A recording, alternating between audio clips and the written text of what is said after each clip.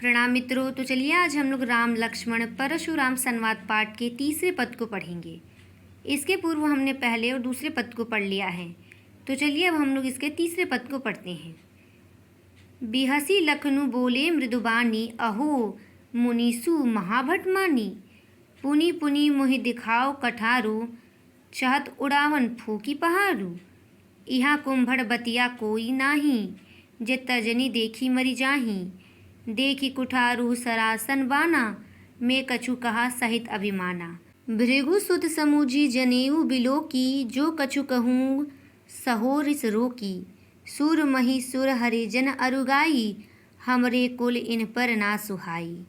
बंधे पापू अपकीर्ति हारे, मारह तू पापर ये तुम्हारे। कोटि कुलिस सम बचनु तुम्हारा, व्यर्थ धरो ही धनु बाण कुठारा। जो बिलो की अनुचित कहेयु, क्षमहु महामुनि धीर।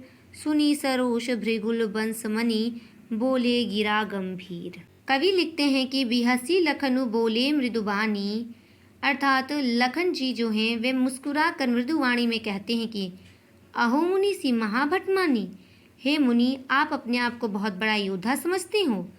पुनि पुनि मोहि दिखाओ कठारू, चहत उड़ावन फूकी पहाड़ू। अर्थात आप बार बार मुझे इस फरसा दिखा करके क्या मुझे डराना चाहते हैं और आप एक फूंक में पहाड़ को उड़ाना चाहते हैं। यह असंभव है।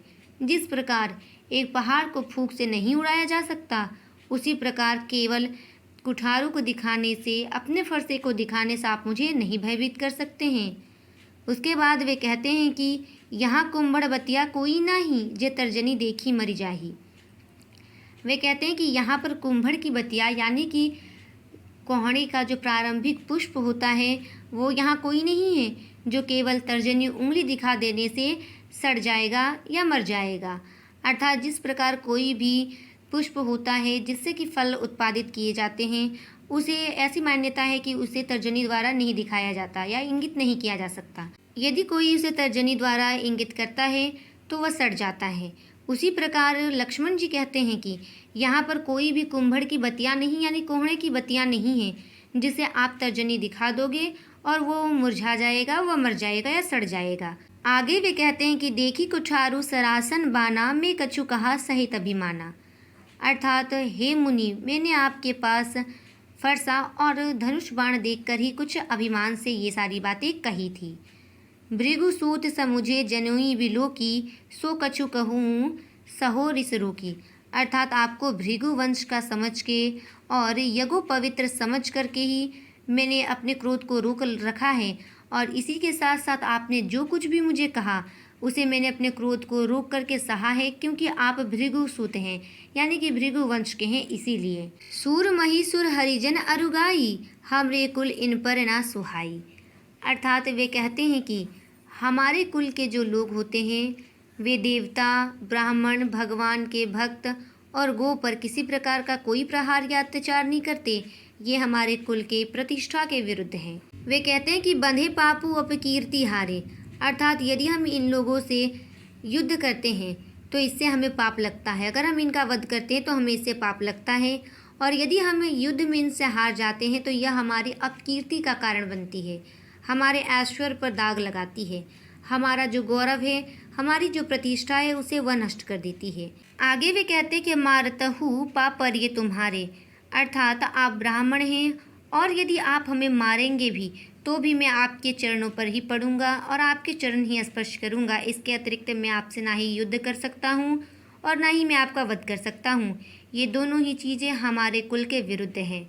आगे वे कहते हैं कि कोटि कुलिस सम वचन तुम्हारा, व्यर्थ धरु ही धनु बाण कुठारा। अर्थात आपने तो व्यर्थ में ही इस धनुष और बाण को धारण कर रखा है। आपके एक एक वचन करोड़ों करोड़ों वज्रों के समान है। अर्थात आप अपने वचनों के माध्यम से ही किसी को परास्त कर सकते हैं, किसी को आघात कर सकते हैं। इसके लिए आपको धनुष बाण रखने की आवश्यकता नहीं है।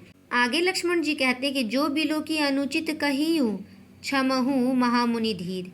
अर्थात हे महामुनि, धीर को धारण करने वाले महामुनि, यदि मैंने कोई भी बात अनुचित कही हो तो उसके लिए आप मुझे क्षमा कर दीजिएगा। आगे कवि लिखते हैं कि सुनी सरोष भृगु बंस मणि, बोले गिरा गंभीर। अर्थात लखन की सारी बातें सुनने के पश्चात भृगुवंश के मणि यानी कि परशुराम जी क्रोधित होकर के गंभीर भाव से बोलते हैं। इसके पश्चात परशुराम जी क्रोधित होकर के क्या कहते हैं, इसके विषय में हम चौथे पद में पढ़ेंगे और उस चौथे पद को हम लोग अगले वीडियो में पढ़ेंगे। तब तक के लिए धन्यवाद।